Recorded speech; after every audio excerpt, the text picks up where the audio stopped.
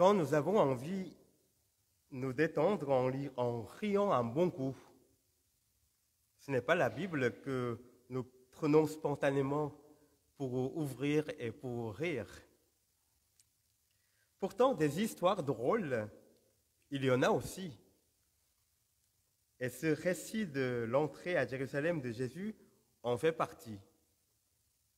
Pour saisir l'humour qui s'y joue, il faut prendre en considération le fait que pour les gens de l'époque, c'était tellement évident que tout n'a pas été détaillé.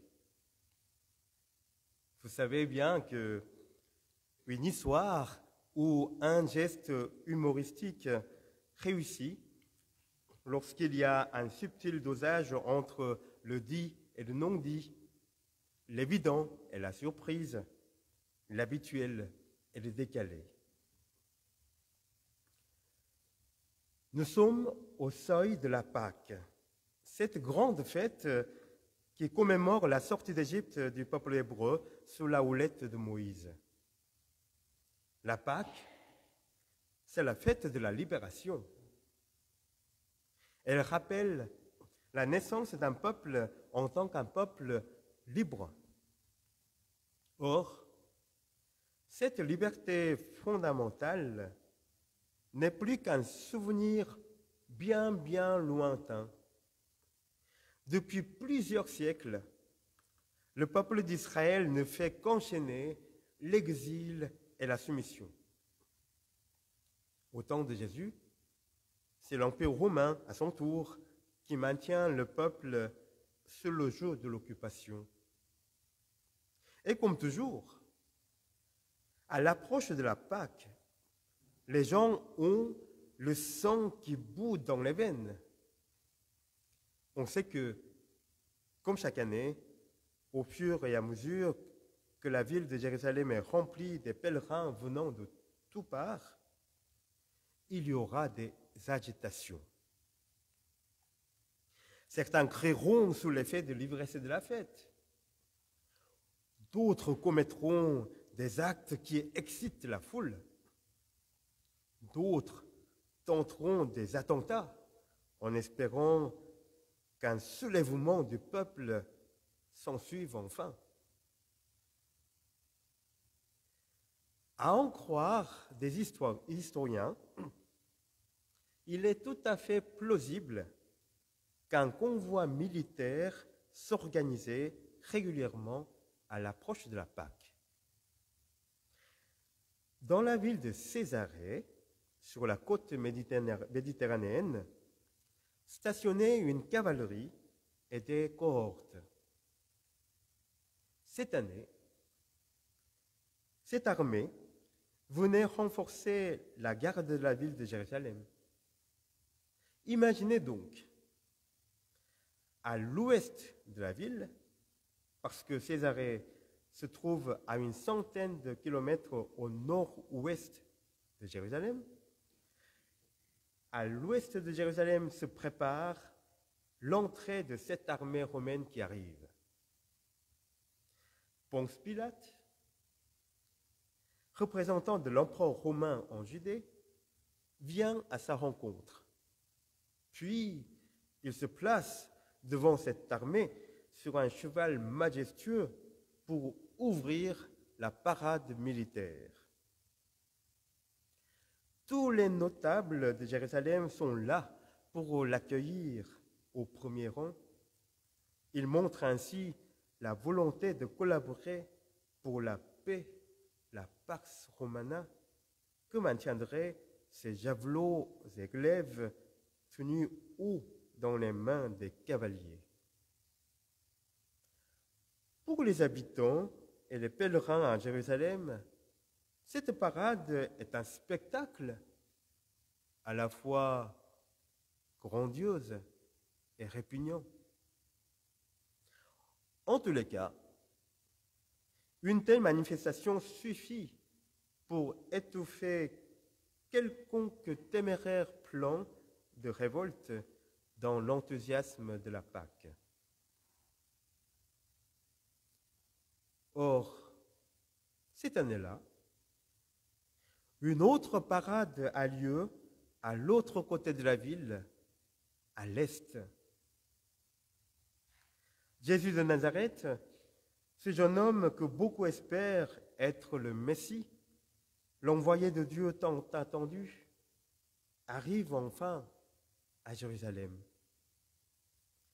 Peut-être que cette fois-ci, c'est le bon, le vrai Fils de Dieu, celui qui rétablira le royaume d'Israël libre.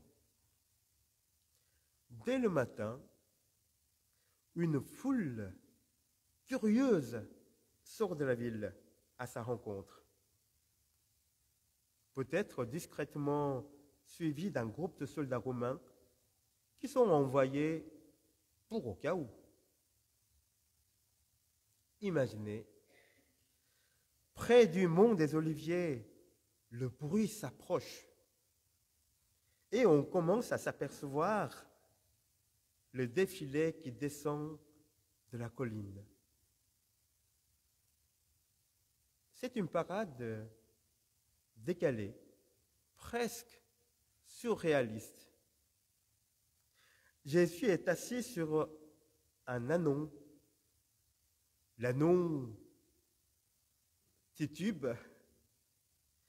Il n'a pas l'habitude de porter un homme. On se demande si c'est l'ânon qui porte Jésus ou, au contraire, ce sont les pieds de Jésus touchant presque par terre qui le maintient debout tant bien que mal. Les soldats romains éclatent de rire en jugeant la scène ridicule, tandis que la foule se rappelle immanquablement la prophétie de Zacharie.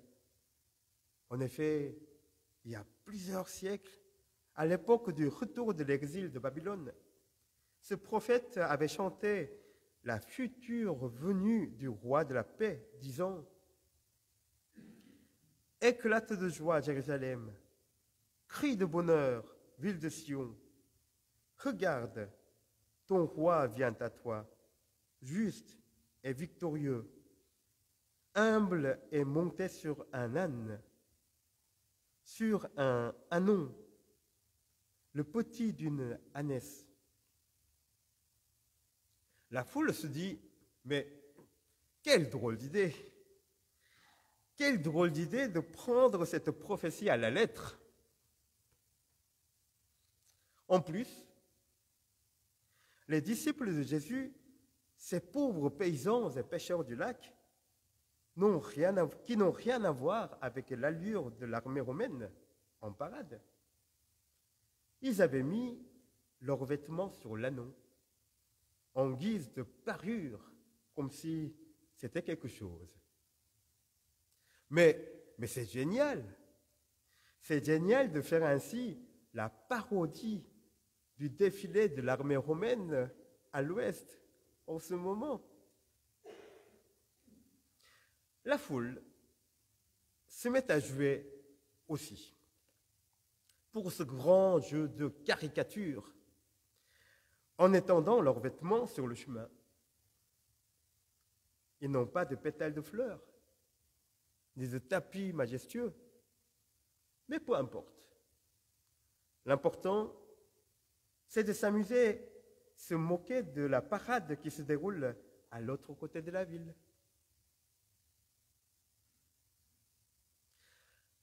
Si on transpose tout cela à notre époque,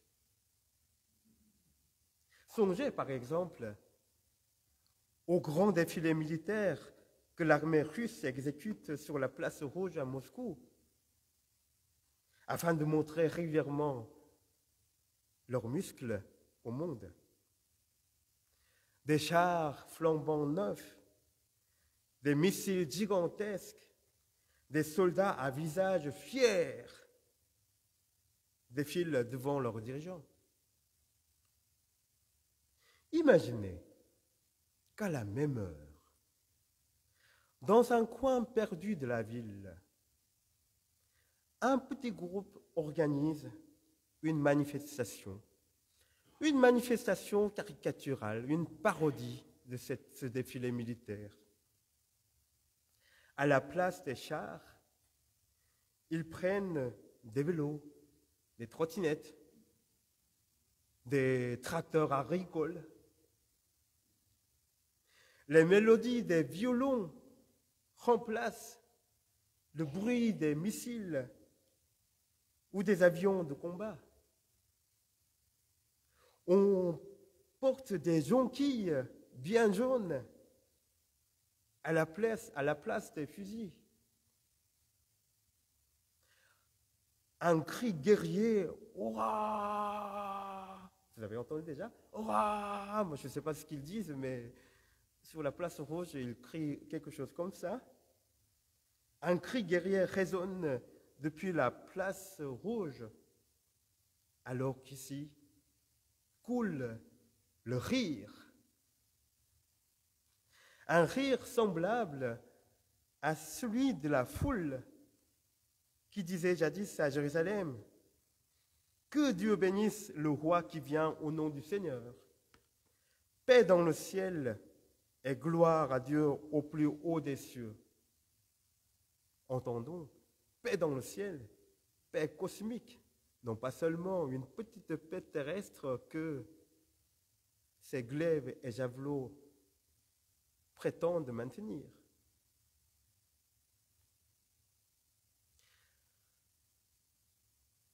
Aurions-nous envie de dire que tout cela finira pourtant mal ?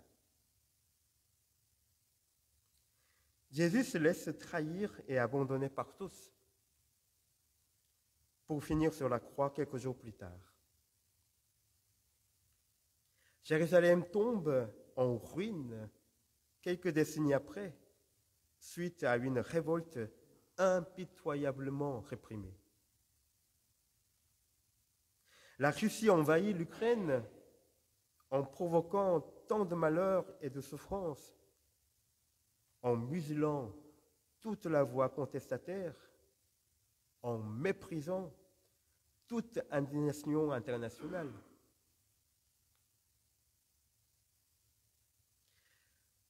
Nous avons toute notre vie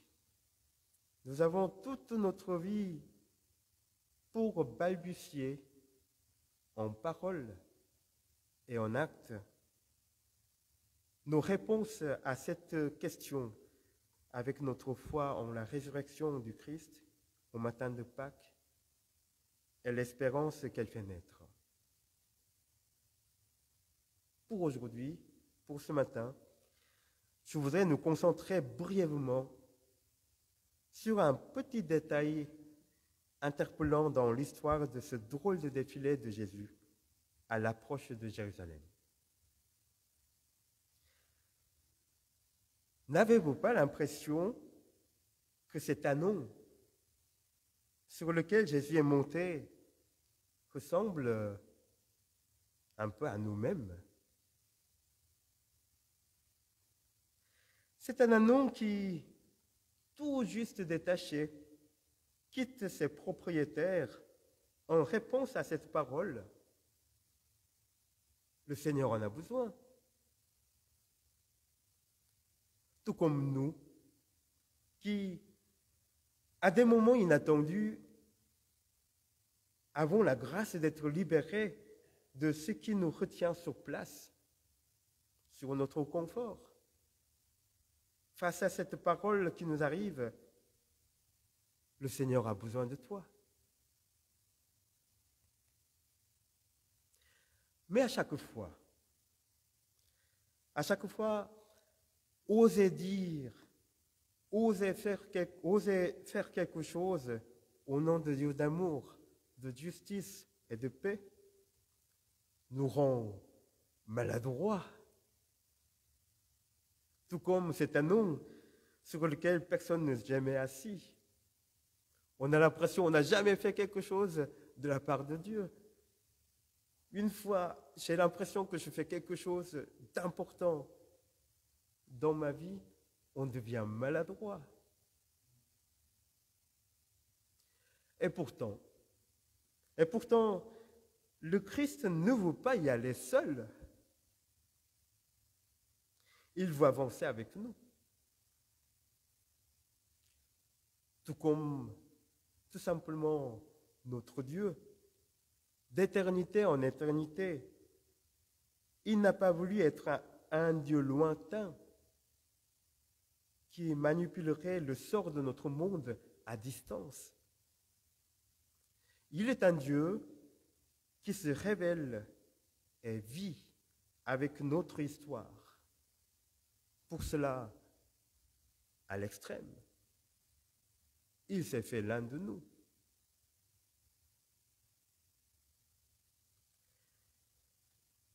Lorsque nous entreprenons ce chemin avec Dieu en titubant, il ne sera pas rare que la voix de pharisiens chuchote dans notre intérieur ou venant de la part de nos proches qui s'inquiètent ou des gens qui se moquent. Cette voix des pharisiens dira « Mais tais-toi, m'arrête, ça ne sert à rien. » Là, nous devrons savoir tendre nos oreilles inlassablement à la voix du Christ qui nous défend. S'ils se taisent, les pierres crieront. Il est toujours le temps de rire et d'espérer, malgré et à l'encontre de tout. Il est toujours le temps de jouer de la musique qui fait taire les bombes. Il est toujours le temps de nous rappeler cette prophétie de Zacharie qui dit littéralement, « Celui qui vient, il supprimera les chars de combat et les chevaux. Il brisera les arcs de guerre. Il établira la paix parmi les pays. Il sera le maître d'une mer à l'autre, depuis l'Euphrate jusqu'au bout du monde. » Il faut le croire, littéralement, comme c'est Jésus qui est monté sur un ânon. Quand on le prie et le proclame, bien sûr, on risque d'être pris pour un âne. Mais que voulez-vous? Que voulez-vous? Le Christ a voulu se montrer comme le roi de la paix en montant sur un ânon. Puissions-nous rire d'un bon coup avec lui et marcher à sa suite jusqu'au bout. Notre soutien est dans le Seigneur. Amen.